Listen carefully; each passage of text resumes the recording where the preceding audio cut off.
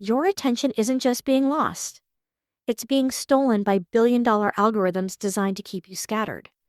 But what if I told you focus isn't a gift you're born with, but a muscle you can rebuild? Let's take your life back, one habit at a time. We live in a world that treats attention like a fixed commodity, something you either have or you don't. We look at people who can sit for hours, lost in a complex project or a thick novel, and we think they were just born with a focus gene that skipped over us. But the truth is much more empowering. Your attention is not a static trait. It is a muscle. And right now, for most of us, that muscle has been sitting on the couch for a decade, getting soft and easily fatigued by the slightest digital breeze. If you went to the gym after a 3-year hiatus and tried to bench press 250 pounds, you wouldn't call yourself a failure when the bar didn't move. You just acknowledge that you're out of practice. Yet, we expect our brains to handle deep work for 4 hours straight while our focus muscle is currently only conditioned to handle the 15-second bursts of a vertical video feed. To reclaim your life, you have to stop judging your lack of focus and start training it. The very first step in this training program isn't a fancy app or a new desk.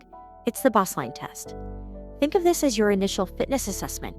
You need to find out exactly how much weight your attention muscle can actually lift before it gives out. Here is how you do it. Pick up a physical book. Not an e-reader where a notification can slide down from the top, but a real paper book. Set a timer on a device that is not in your hand and start reading. The rules are simple but strict. You don't get up to grab a glass of water. You don't check that phantom vibration in your pocket. And you don't let your eyes wander to the window for more than a second. You simply read until the urge to do something else becomes physically unbearable. When you finally crack and reach for your phone or stand up to wander into the kitchen, hit stop. Whatever that number is, 5 minutes, 12 minutes, or even a humbling 90 seconds. That is your baseline. Don't be discouraged if it's low. In fact, expect it to be low. We are currently living through an epidemic of attention fragmentation. We've been conditioned to switch tasks every time we feel a micro moment of boredom. That baseline number isn't a grade on your intelligence. It's just a measurement of your current endurance. Once you have that number, you start the progressive overload phase. If your baseline is 5 minutes, tomorrow your goal is 6. You are quite literally stretching the fibers of your concentration. You are teaching your brain that boredom isn't an emergency that needs to be solved with a hit of dopamine. You are proving to yourself that you can sit with a single thought or a single page longer than the algorithms want you to. This is the foundation of everything else. You can have the best environment and the most beautiful rituals in the world, but if the muscle isn't strong enough to hold the weight of a single task, those tools won't help you. By treating focus as an athletic pursuit, you take the shame out of the equation. You aren't distracted. You're just in training. And every extra minute you add to that timer is a victory in the fight to take your mind back. Once you've accepted that your attention is a muscle, you have to realize that you're currently trying to train that muscle in a room full of people throwing stones at you. It doesn't matter how much willpower you think you have. If you're trying to focus while your environment is actively shouting for your soul, you are fighting a losing battle. We like to blame ourselves for our wandering minds, but the reality is that your environment is likely rigged against you. You are one person up against $1,000 algorithms and billion-dollar companies whose entire business model depends on breaking your concentration. To win, you have to stop fighting a defensive war and start designing an environment where focus is the path of least resistance. You need to starve the distraction monster before it even has a chance to growl. The first and most non-negotiable rule of this environmental overhaul is the creation of a no-phone zone. Research has shown that the mere presence of a smartphone, even if it's turned off and face down on the desk, reduces your cognitive capacity. Your brain is essentially using up RAM just to ignore the phone's existence. It's a subconscious energy drain. If you want to do work that actually matters, your phone shouldn't just be quiet. It should be invisible. It needs to be in another room, in a drawer, or inside a timed case safe. By physically removing the temptation, you eliminate the choice to be distracted. You stop relying on willpower and start relying on physics. Next, you have to address the digital leeches living inside your computer. We've all been there. You open your laptop to write one email, and you see 27 tabs staring back at you. Each one of those tabs is an unfinished loop in your brain. They are tiny voices whispering, "Remember this article? Check this price." Did someone reply to that thread? It is visual noise that creates a low-level sense of anxiety. The fix is simple, though it feels radical. Close them all. If something is truly important, bookmark it for later. If you are working on a specific task, your screen should only show the tools required for that task. If you're writing, open the document and nothing else. If you're coding, open the IDE and nothing else. Every extra pixel on your screen is a potential exit ramp away from your work. But the loudest leeches are the notifications. We've been trained like Pavlov's dogs to react to every ping, buzz, and red dot. Every time a notification slides into view, it takes an average of 23 minutes to fully get back into the flow of what you were doing before the interruption. If you get 3 notifications an hour, you are effectively never working at full capacity. Go into your settings and be ruthless. Turn off every notification that isn't a direct call from a human being in an emergency. Your apps do not deserve the right to interrupt your thoughts. Finally, consider your physical workspace. A light and breezy environment isn't just about aesthetics, it's about clarity. A cluttered desk leads to a cluttered mind. When you sit down to work, your visual field should be clean. This isn't about becoming a minimalist monk.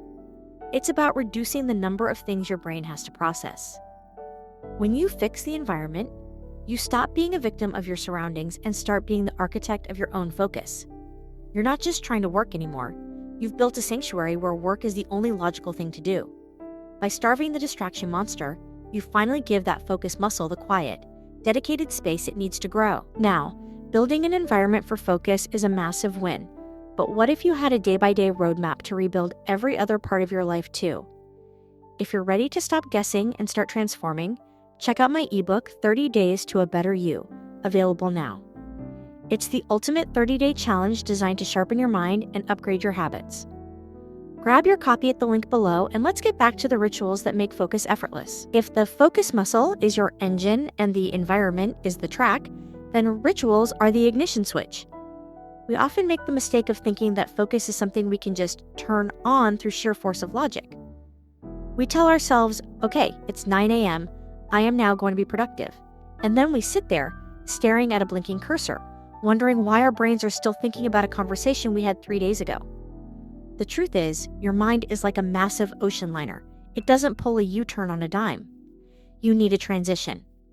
A bridge between the scattered, frantic energy of the modern world and the quiet, concentrated depths of real work. This is where the concept of deep work rituals comes in. Think of some of the most effective people in history. They didn't just stumble into focus, they beckoned it. Maya Angelou used to rent a tiny anonymous hotel room just to write, stripping away the comforts of home so only the work remained. Some programmers have a specific pair of coding headphones that they only wear when they are in the thick of a project. These aren't just quirks, they are psychological triggers. A ritual is a repeatable set of actions that signals to your subconscious, the games are over. We are going deep now. When you perform the same small acts in the same order every single day, you are essentially Pavloving yourself. You are training your brain to associate a specific smell, sound, or physical sensation with the state of flow. Eventually, you won't have to fight for focus. The ritual will do the heavy lifting for you. The magic of a ritual is that the specific details don't actually matter. What matters is the consistency. You might choose to light a specific candle with a scent like sandalwood or cedar. The moment that match strikes and the scent hits your nose, your brain begins to downshift. Or perhaps you have a starting track. A specific lo-fi beat or a piece of classical music that acts as the soundtrack to your productivity. You don't listen to it while cleaning or scrolling. You only listen to it when you are working. Some people use physical movement. They might clear their desk with a microfiber cloth, a 30-second sweep that visually resets the stage for the next act. Others use a specific beverage, a particular tea brewed in a particular mug. It's a sensory experience that says when this cup is in my hand, the phone is in the other room, and the world is on mute. Why does this work? Because rituals bypass the prefrontal cortex, the part of your brain that loves to argue and procrastinate, and tap into your habit-driven basal ganglia. You're not deciding to work anymore. You're just finishing the sequence you started when you lit that candle or put on those headphones. You are removing the friction of starting, which is often the hardest part of any task. Right now, today, I want you to design your own entry protocol. It doesn't have to be elaborate. It can be as simple as taking 3 deep breaths, closing your eyes, and stating your intention out loud. It could be clearing your browser tabs and opening one, and only one. Application. Whatever it is, treat it with respect. Treat it like a sacred ceremony. When you build a bridge to the deep, you stop being a passenger in your own mind, waiting for inspiration to strike. You become the captain. You realize that focus isn't a gift from the gods. It's a destination you can reach anytime you want, provided you know the steps to get there. By embracing the ritual, you give your mind the permission it needs to let go of the 1,000 distractions on the surface and finally dive into the work that actually matters. We have been sold a dangerous lie about what high performance looks like. We've been told that real focus is a marathon, that the most productive people are the ones who can chain themselves to a desk for 8 hours, staring at a screen until their eyes blur and their spine stiffens into a permanent C-shape. We wear our exhaustion like a badge of honor, thinking that if we just push through that 3 p.m. brain fog, we're being heroic. But here's the cold, scientific truth. Your brain isn't a steam engine that runs indefinitely as long as you keep shoveling coal. It's a biological organ with a very specific battery life for intense concentration.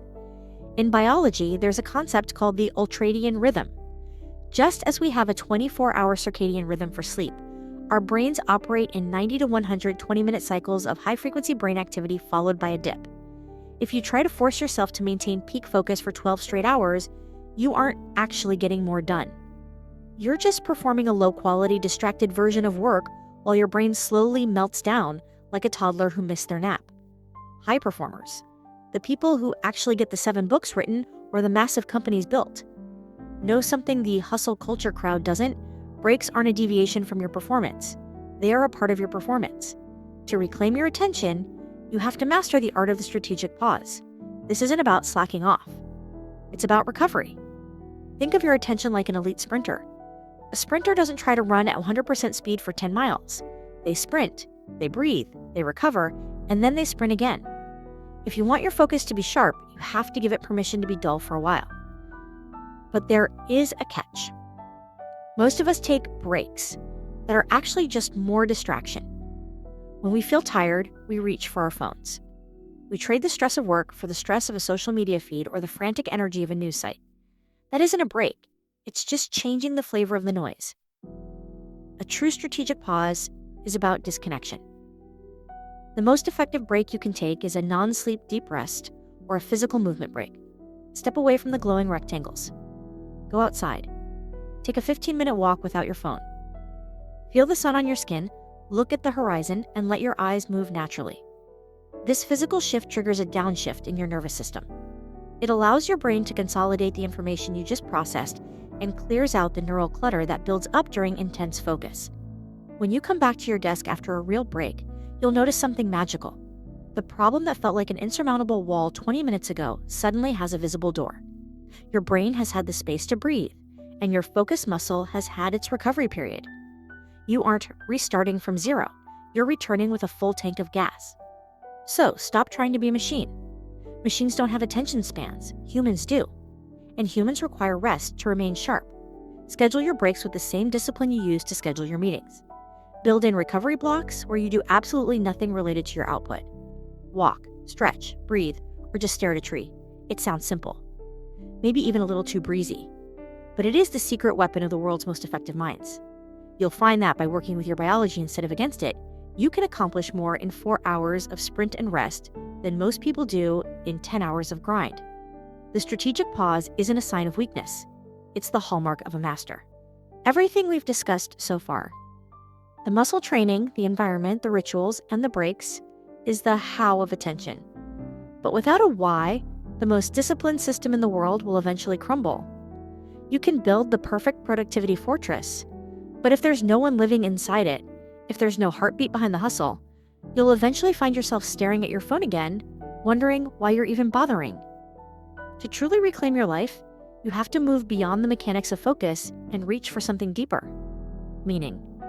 Meaning often sounds like a soft, philosophical concept, something for poets or weekend retreats. But in the world of high performance, it is a hard-headed strategy. It is the ultimate fuel for persistence. When you are bored, tired, or lured by the siren song of a trending notification, willpower is a very thin shield. But purpose. Purpose is an armor. Think about the last time you were truly lost in a task. Maybe you were fixing a gift for someone you love, or solving a problem that you knew would help a colleague, or writing a story that felt like it had to be told. In those moments, you didn't have to try to focus. Your attention didn't feel like a heavy weight you were forced to lift. It felt like a current carrying you forward. That is the power of connecting focus to meaning. When you know why you are doing something, the how becomes a choice rather than a chore. The problem is that modern work often feels like pushing digital paper. We get lost in the what. The spreadsheets, the emails, the endless line items. And we lose sight of the who and the why. To fix this, you need to create a North Star connection. Before you start your deep work session, before you light that ritual candle, take 60 seconds to ask yourself, who benefits from this? Maybe it's your future self. Who will be less stressed because you finished this today? Maybe it's a client whose life gets a little easier because of your code. Maybe it's your family for whom this work provides security. Whatever it is, write it down. Not in a file hidden 3 folders deep on your desktop, but on a physical piece of paper. Tape it to the side of your monitor or stick it to the wall in your line of sight. This is your anchor. When the distraction monster starts whispering about sports highlights or celebrity gossip, your eyes will wander to that note. It acts as a cognitive pattern interrupt. It forces you to weigh a 15-second hit of dopamine against a real, tangible contribution to something that matters. Suddenly, scrolling doesn't just feel like a quick break. It feels like a betrayal of your own purpose. I learned this the hard way while working on a long-term project. I had the tools and the time, but I was still hemorrhaging focus. I was productive, but empty. It wasn't until I sat down and spent 2 weeks strictly defining the purpose of the work. Not the word count, but the impact. That the gears finally clicked into place. I typed out that purpose, printed it in a bold font, and put it on my wall. That piece of paper didn't just give me focus. It gave me permission to ignore everything else. Life is far too short to be lived in 15-second increments. We aren't here to be efficient data processing units for social media platforms. We are here to build, to create, and to connect. When you reclaim your attention, you aren't just getting more work done. You are reclaiming your capacity to be present for the people and projects that define who you are. By connecting your daily focus to your North Star, you ensure that when you look back at the end of the day, or the end of a career, you don't just see a list of completed tasks. You see a life lived with intention.